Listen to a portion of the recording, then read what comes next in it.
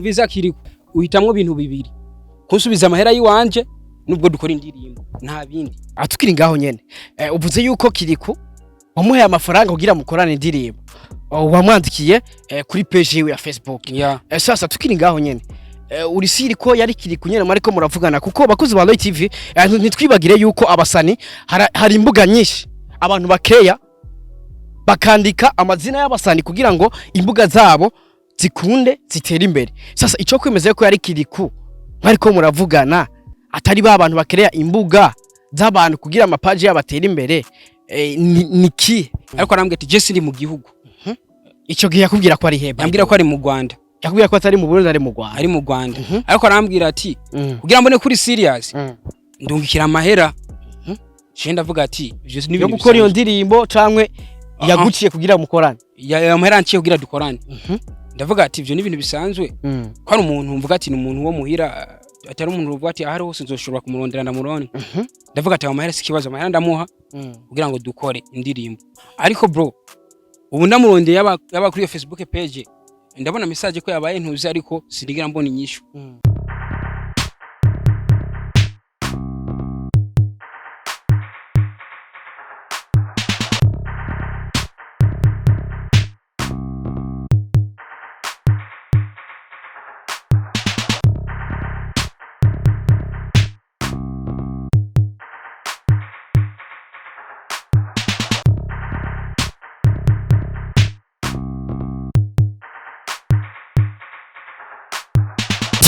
One to everybody, and my name is Radio. This is Loy TV in the place. You know what it is. I just on Mr. Radio. I'm back again. Nagaserero. Hamunda kugira byinshi muri entertainment. Hamunda kuzanira aba hitmaker kuri micro ya Loy TV. Already easy gentlemen. Kora like na comment kugira ngo uzurabona professional interview, uzurahabwa update news. Kuri kamera kumena Elfred Karf anatuma image uyibona imeze fresh sana. Anatuma sound uyumva imeze neza cyane. Yes sir. Muri cyaganiro atwabwiza kurisha ocaganiro akigwa akajyo keza kukumenya amakuru y'abastar akukumenya amakuru y'ivyamamare ati beg ivyamamare vyacu ubibayeho gute. Yes by the way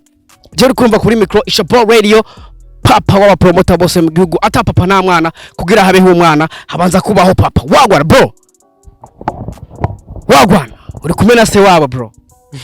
ata papa ntaki nta bana ata papa nta mwana sasa bro wewe ari kuba ata papa man ntivyari gukunda habaje kubaho mzee wawe vye bamwitwa vye habaje kubaho vye hanyuma wagwana yes uno munsi rero mu cyaga tubabwiza kuri show dukumwe n'abaririmbyi b'abarundi navuga neza yuko abariko baratuma umuziki w'u Burundi ugera kure turazi neza yuko rero ha wishoboza umuntu ashobozwa n'abandi bakora ibikorwa kugira ngo tubirabe kugira ngo tubateze imbere. Yes uno munsi rero nabakire kuri micro za Loy TV kugira ngo tuze kuyaga byinshi ku muziki wabo ku bintu byinshi bigiye bitandukanye ariko by the way ndashaka kwaza ntangure ndabakira bro umeze fresh bana twe turameze fresh kiri gute sasa umusaza bana ni fresh tu buke nyene tubateri birebire sana buke gute bro nyene urazi buryo umuntu wese abafise ibintu ashobora kuba afise by'ibibazo natwe rero urashobora kuba uri mu kazi ugasanga akazi arakora ntabwo gahe kagenda fresh bivaye nuko ari abandi bantu baba bagomba yuko udashobora gushika aho ugomba gushika kabisa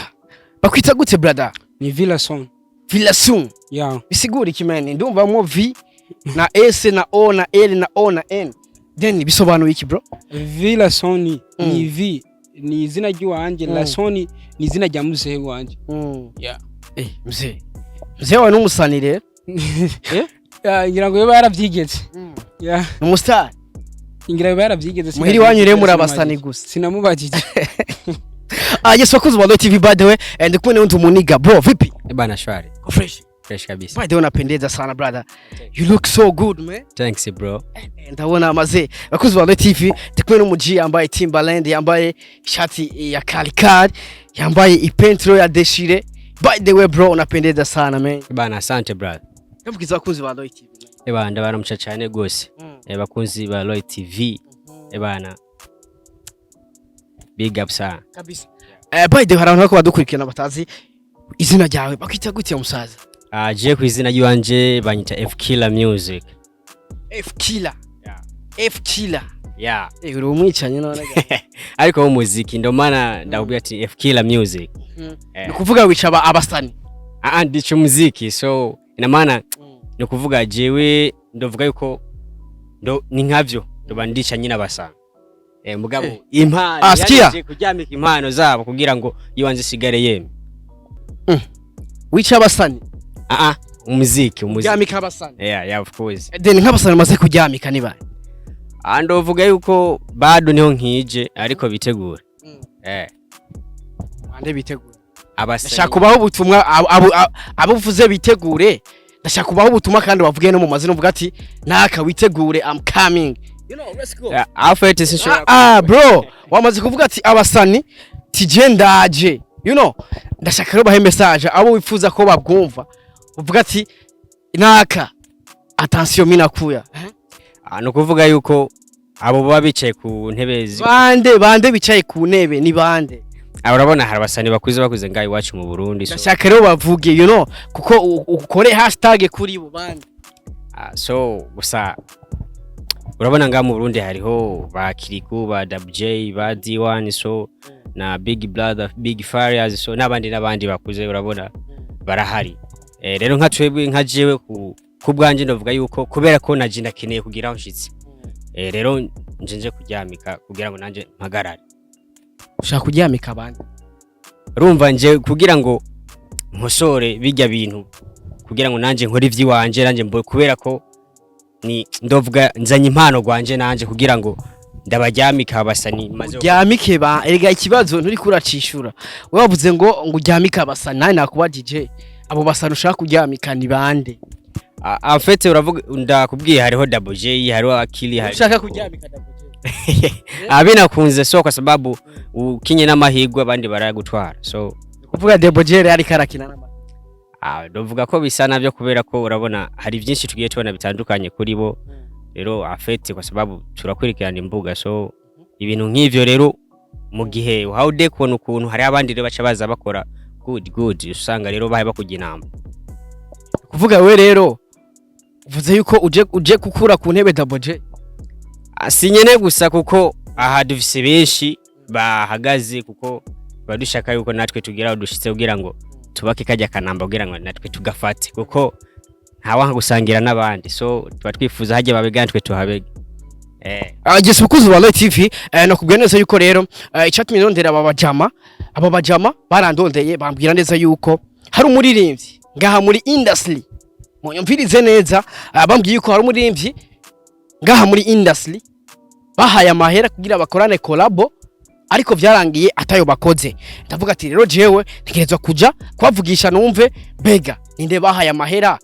bigenze gute bega nihe mpamvu yo tuma bamuhaye amahera ntibakore ico bategeza gukora sasa brother atukiri ngaho nyene yashaka utubwire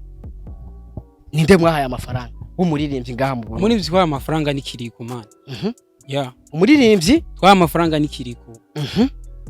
mwamuhaye amafaranga bije gute bigenze gute ndashaka ubivuge neza by the way kugira ngo baza kubitahura fresh kuko bavyumve neza mwamuhaye amafaranga Kiriku bigenze gute biciye mu yihe nzira abivuye he bigiye he so ni kuvuga urabona abastar bo mu Burundi basanzwe bafise imbuga bagenda bakorera ko ugiye kuri Instagram ugiye kuri Facebook page nizo mbuga za minovuga izo mbuga mushobora kuganira ko n'abastar so je namutaginze kuri Instagram namutagize kuri Facebook page yiwe ndamutaginga hama ndamwandikira so turaganira mboni kuko urabona sometime umuntu ari mushasha ntishobora gushaka arashaka kuguba ariko arakwereka gumiza micro hamwe bro ndashaka ariko arakwereka kakageso ko kuvuga ati uyu miss mjui halafu huyu ni mtoto naona mambo kama ila mimi namuonesha kama ile kazi nataka tufanye nampa hela sivyo nacheza mimi nataka nimpe hela halafu kuvuga tukiri ngaho nyene mwebwe wowe na Kiriku inde yarondeye uwundi nije namurondeye nije namurondeye mwari babiri canke ni wewe wenyene nije namurondeye ariko mwari babiri bari gukora indirimbo muri babiri en fait ni kuvuga je namurondeye kuri ntuze yiwanje so ariko ko yanavuga ati indirimbo fiso nundi mudushobora kuyikora turi bangaye tubikore turi batatu kuko Kiriku sinagenda kumubwira ngo iyi ndirimbo ngo tuyifite turi batatu no namubwira ati nkeneye ko dukora collab nimba uyu ndamuzanye ntiyari kumbuza ati ngo n'ibintu ngo ntajyamwe no kuko namahera yibanje mariko ndakoresha man urumva ariko je ndamutaginga ndamubarira turaganira ibintu byose biragenda ku murongo ko bisabwa kugirane ko tubikora tuje dupanga gahunda yo kugirane aho tuzokora indirimbo ariko arambwira ati je sindi mu gihugu ico gihe yakubwira ko ari heba yambwira ko ari mu Rwanda yakubwira ko atari mu Burundi ari mu Rwanda ari mu Rwanda ariko arambwira ati kugira mbone kuri serious ndungikira amahera je ndavuga ati yo gukora iyo ndirimbo cankwe yaguciye kugira mukorane ya amahera nciye kugira dukorane ndavuga ati ivyo ni ibintu bisanzwe ko ari umuntu mvuga ati ni umuntu wo muhira atari umuntu uvuga ati ahari hose nzoshobora kumurondera ndamurone ndavuga ati amahera sikibazo amahera ndamuha kugira ngo dukore indirimbo ariko bro ubu ndamurondeye yaba kuri Facebook page ndabona message ko yabaye ntuzi ariko sirigira mbona inyishu sasa atukiri ngaho nyene uvuze yuko Kiriku wamuhaye amafaranga kugira mukorane indirimbo wamwandikiye kuri page ya Facebook sasa tukiri ngaho nyene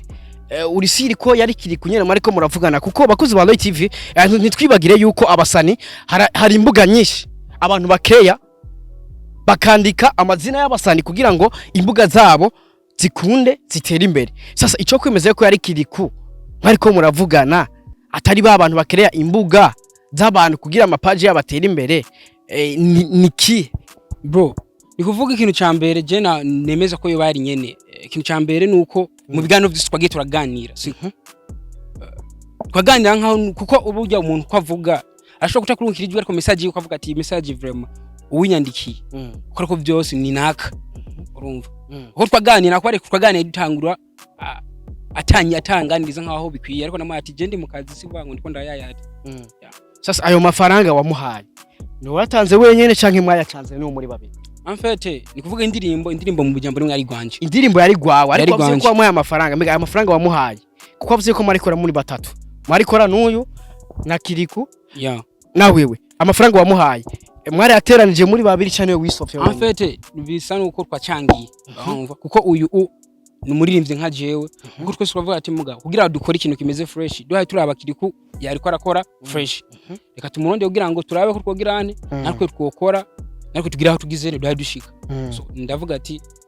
umutijama ndamwegera ndamubara avuga ati fresh nimba wimva ico cyumviro nanje nshobora gushira ku mukono amadukore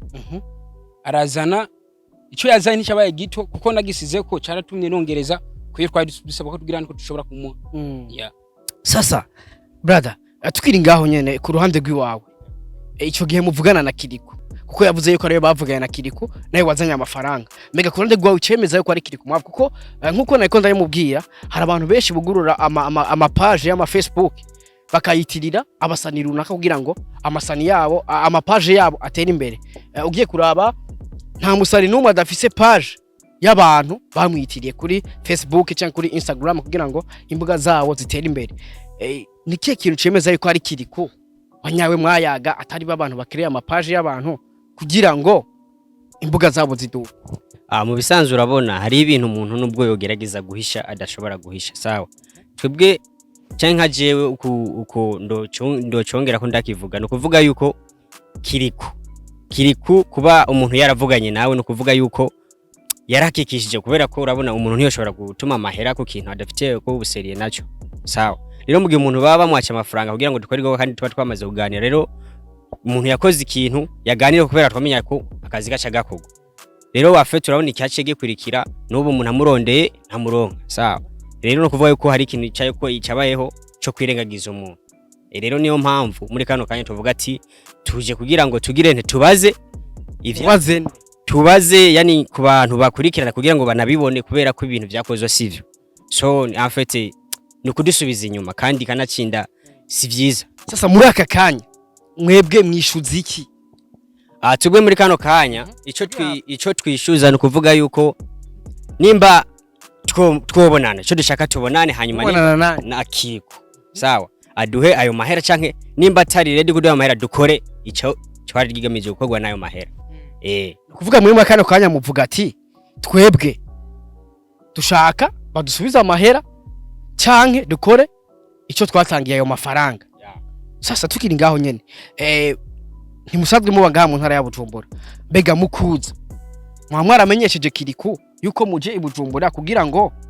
muze gutora amafaranga bimeze gute bro ni kuvuga ukuntu kimeze en fait umuntu mwandikiye kabe gatatu niyishure naco ukoresha inzira yiwawe rero twe twaje kugira ngo twaje tumubarira ngo turaje kuko twinze tuzayo hava hunga nimba ari muri Bujumbura hava caga hunga subire ashobora kuja mu Rwanda cyangwa mu kindi gihugu rero twe twaje kugira tumubwira ngo turaje no ahubwo twaje vuga ati reka tuje mu zindi nzira ariko kugira ngo turakunda dushobora kugira kumutora vyoroshe turiyo tugira tumaranguru turaje ahunge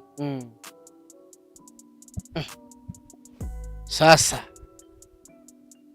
mbega ni mutaro nka mahera niyo collabo bitogenda gute bro ni kuvuga ikintu cyose umenya warisha amahera kuko amahera aragoye sinzi yuko kuri wowe batakugora ko je kuri gujarangora ari byinshi nari gukora kubera ayo mahera ariko navuze ati kubera kino kintu ni umurimo wiwanje kanda ndashiremo muri amahera kugira ngo ndabe nanje bashobora kugira ndi gushika rero uvuze yuko ayo mahera ntayarose bice ndavyihanganira uko nyene bro nivyo bava binakunda kweli utayarose wokora iki cyo ndayarose utungane burahari man ni kuvuga rero ugiye kwitwarira Kiriko kugira ngo dukora ivyo twavuganye canka asubize ivyanje sasa brother ikibazo numva no kubaza nimba vyukuri yo bari Kiriko wanyawe cyangwa se bo bari babantu bakireye amapage kuko ivyo birahari abantu bakireye amapage kugira ngo imbuga zabo baziduze kandi turazi ko imbuga abantu benshi bazikora ko ubescro abantu benshi bamabibwe ku mbuga nkoranyambaga hamwe vy'ukuri yo bari Kiriko wanyawe ni yihe message wifuza kumuhereza makano umviriza ikintu cyambere cyo kumubwira siko je ndakimubwira impane umviriza Kiriko je n'ukuri naje nk'uwuje sivuga ngo nicaye birema naje nk'uwuje kandi urumva uhitamwe ibintu bibiri kunsubiza amahera yiwanje nubwo dukora indirimbo nta bindi yo niyo message bro umviriza kandi urabona ahubwo nibutse ikintu man nibutse ikintu urabona ya ejo nimba atari mu gitondo nabonye post Emily nati mbona avuga yuko igihe bagiye muri Europe yabasabiye amadarapo kandi amadarapo kugeza amajenga nayo batarashobora kuyasubiza icyaciye kubona icyaciye kinyemeza bajya bahungu nje mbona ko ari injyaje cyane gose kuko nta kuntu umuntu yoguhidirapo kandi yanagufashije avuga cyufate ni darapo kuri musubiza man nturi musubize vra urumva bikubwo ari ibintu umuntu wari wese abyumvise avuga ati wapi kuje urumva ikintu cyaciye kinshitura cyatumye nanjye mvuga ati reka nanjye cye ndondera niyo ntuze yatumye kituka sana man iyo post ya Nerina post ya Nerina atavuga yuko ari we yahaye amadarapo bakiri kugihe baje muri Europe kugira amakara kanyo batara yabasubira ico cyatumye rero kivuga ati reka nanjye ngire bateka nanjye nze kwishuza rero kuko urumva en fait nacimbona ko ari ingeje ko numva nagushora guma nihangana avuga ati kumbure birashika kabari bize n'ibindi bintu akazo nampamagara ko maze kubona kumengo barabaye n'injyajya mu bindi urumva ko ntashobora kwihanganisha mbona ati ahubwo jewe kwibwa nari bamaze kwiba umuntu nkujya man urumva jewe urumva kuntwara n'akantu gatoyi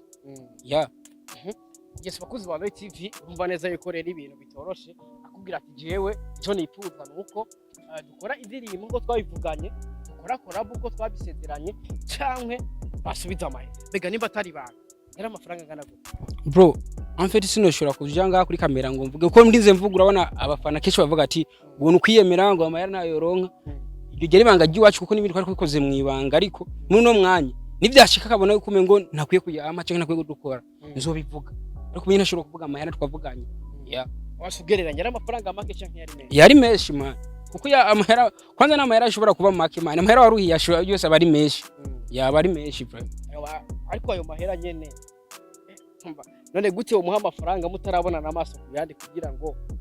upange gikorwa mona namaso kuyandi en fait ni kuvuga umwana w'umuntu yizerera kuvyabona kuko urabona bavuga ati turasenga n'Imana tutayibona kandi tukizera yuko Imana ihari nanjye namwizeye nk'umuntu nkuko twizera ibindi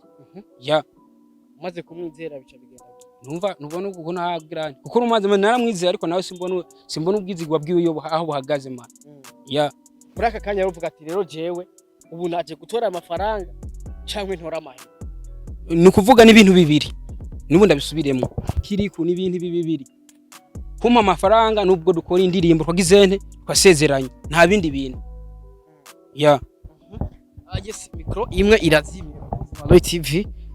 Tukiri ngaho nyene rero brother, imbere ko turangiza kwanza ikiganiro by the way. Hari abantu benshi baza kwibaza ati mbega aba bajama baje bavaye mwavuze yuko mutaba ngahi Bujumbura ariko mwazanywe no kwishyuza amafaranga yanyu. Mbega makano kanyu mwiteguye guhura gute na Kiriko? Mwiteguye kumurondera gute? Mwiteguye kumurondera he? Hano kuvuga yuko nkuko bihabi bibonekana live no kuvuga imbuga zirahari zo gutuma kandi murahari. Kuko mwebwe ndibaza buno ubutumwa dwa turamushikiriza kugira ari hose amenye yuko twaje dukeneye ivy'iwacu kugira ngo bigaruke. Sawa. Basabu afete ni kintu ndavuga ati kiragora sana. Nkuko yakivuze. Burya nta mahera y'abamake.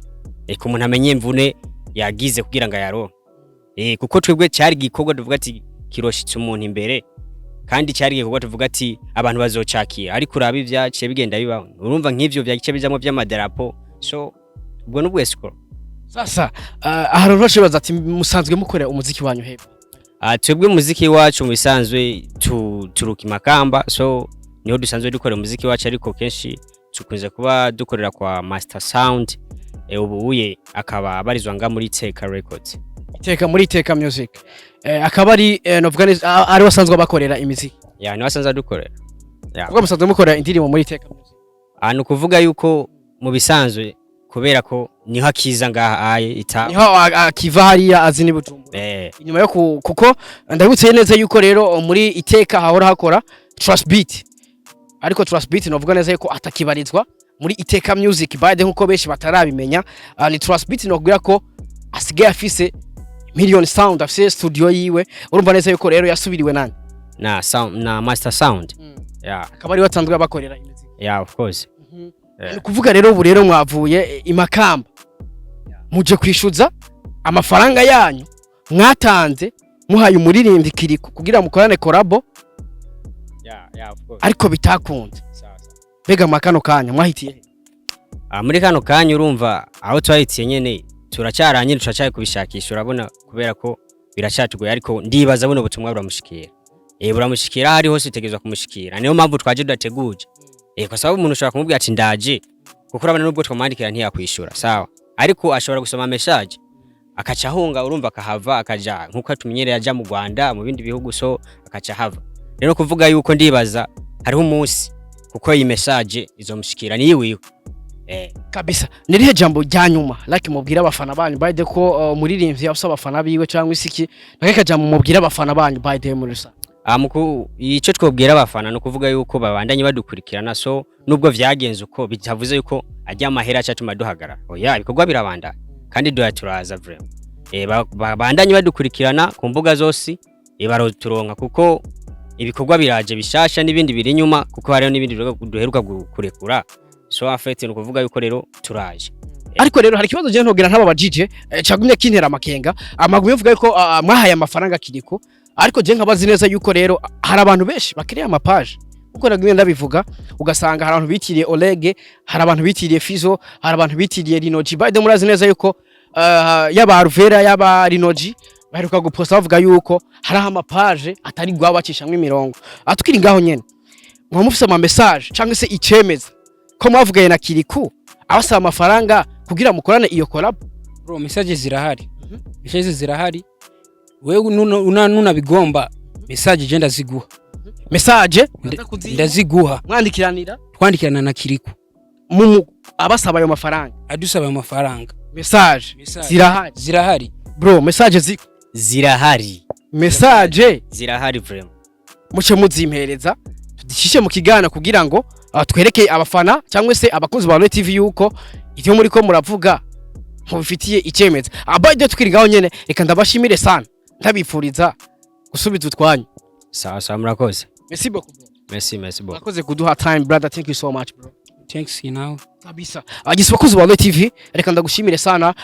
Remember like na comment kugira ngo uzabona professional interview. Ndakubitsa neza yuko rero uri kumwe na radio promoter